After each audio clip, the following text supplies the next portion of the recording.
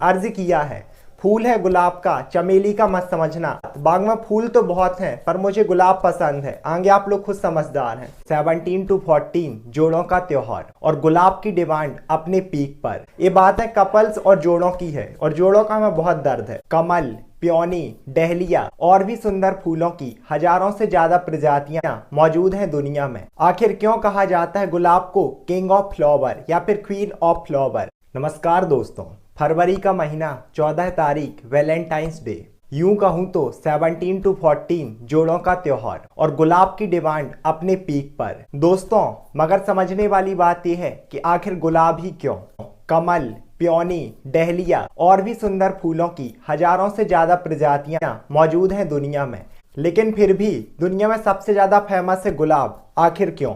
आखिर क्यों कहा जाता है गुलाब को किंग ऑफ फ्लावर या फिर क्वीन ऑफ फ्लावर? और दोस्तों, इससे ही बड़ा सवाल कि क्या गुलाब सिर्फ इस 7 दिन के त्योहार की वजह से फेमस है या फिर ये राजा महाराजाओं के समय से ही विश्व प्रसिद्ध है? दोस्तों, आखिर कहाँ उगे विश्व में पहले गुलाब? तो आइए विस्तार से जानते हैं गुलाब के रोचक इतिहास और इसके विश्व प्रसिद्ध यानी कि वर्ल्ड फेमस होने के कारणों को।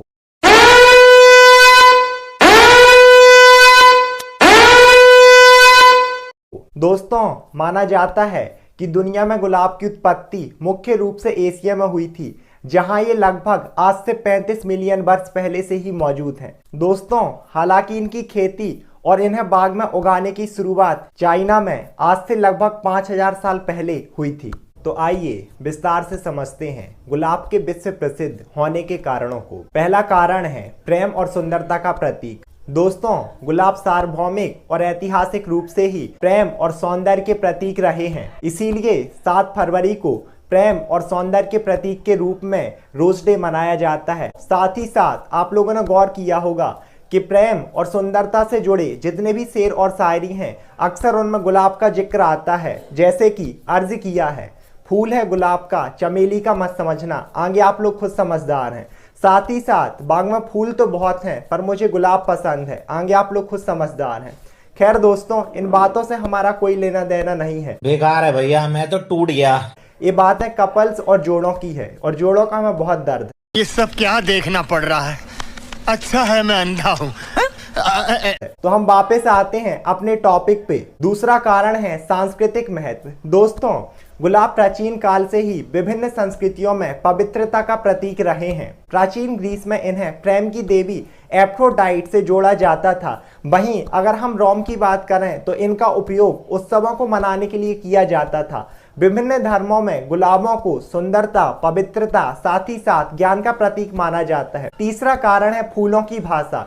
दोस्तों, विक्टोरियन युग में अलग अलग रंगों के गुलाबों का इस्तेमाल विशिष्ट संदेश भेजने के लिए किया जाता था, जैसे कि लाल रंग जुनून के लिए, सफेद रंग पवित्रता के लिए और पीला रंग दोस्ती के लिए। अगला कारण है सौंदर्य और विविधता। दोस्तों, गुलाब विभिन्न रंगों में पाए जाते हैं, जैसे कि गुलाबी, सफेद, लाल, नीला, पीला, काला। साथ ही साथ इनकी मुलायम और परतदार पंखुड़ियां, साथ ही साथ इनका सुंदर आकार इन्हें बगीचों और गुलदस्तों के लिए एक उत्कृष्ट विकल्प बनाते हैं। अगला कारण है प्रतिष्ठित सुगंध। दोस्तों, गुलाब की सुगंध को विश्व की सबसे सुखद सुगंधों, साथ ही साथ आसानी से पहचाने वाली सुगंधों में से एक माना जाता है। गुलाब की सुगंध में दर्द कम करने वाले, साथ ही साथ तनाव कम करने वाले गुण होते हैं, इसीलिए इसका उपयोग अरोमा थेरेपी में होता है। अब आप लोग पूछेंगे कि भैया अरोमा थेरेपी क्या होती है? खैर, इसकी बात डिटेल में हम किसी और वीडियो में करेंगे। आसान भाषा में समझाऊं तो अरोमा थेरेपी एक ऐसी प्रोसेस या फिर ऐसी थेरेपी होती है जिसमें पौधों, इनकी पत्तियों, साथ ही साथ फूलों से एसेंशियल ऑयल निकाला जाता है और इस ऑयल को स्किन पे लगाने या फिर सूंघने से दर्द और तनाव से आराम मिलता है। दोस्तों, अगला कारण है इत्र। दोस्तों, गुलाब का उपयोग इत्र बनाने पर बड़े पैमाने पे किया जाता है। मुख्य रूप से दमसक गुलाबों की पंखुड़ियों से भाप आसमान विधि द्वारा रूह गुलाब निकाला जाता है, जो कि विश्व के सबसे महंगे और सुगंधित इत्रों में से एक है। दोस्तों, अब आप लोग पूछोगे कि भैया गुलाब से इत्र बनाने की विधि कब विकसित हुई? आज से 10 साल पहले या 20 साल पहले? दोस्तों, अगर आप ऐसा सोच रहे हैं तो बिल्कुल गलत सोच रहे हैं, क्योंकि गुलाब के इत्र की खोज आज से लगभग 400 साल पहले 17वीं सदी में हुई थी।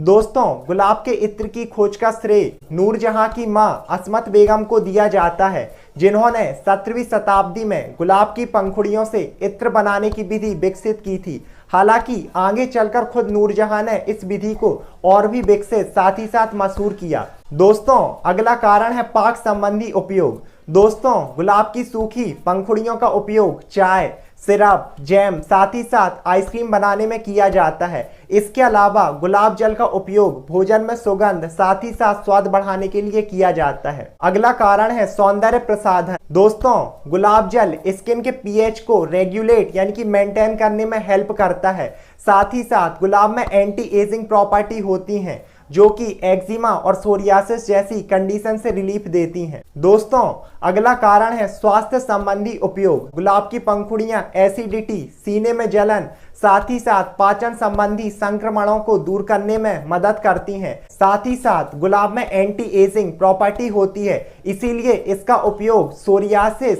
साथ ही साथ एक्जिमा से बचने के लिए लोशंस और क्रीम में किया जाता है। इसके साथ साथ गुलाब की सुगंध में तनाव कम करने वाले और दर्द करने वाले गुण होते हैं, इसीलिए इसका उपयोग अरोमा थेरेपी में होता है। इसके साथ साथ गुलाब की सूखी पंखुड़ियों से चाय बनाई जाती है, जो कि महिलाओं में होने वाले मासिक धर्म की ऐंठन साथ ही साथ दर्द को कम करने में मददगार है। दोस्तों, आज के वीडियो में इतना ही। मिलते हैं फिर किसी एक नए टॉपिक के साथ।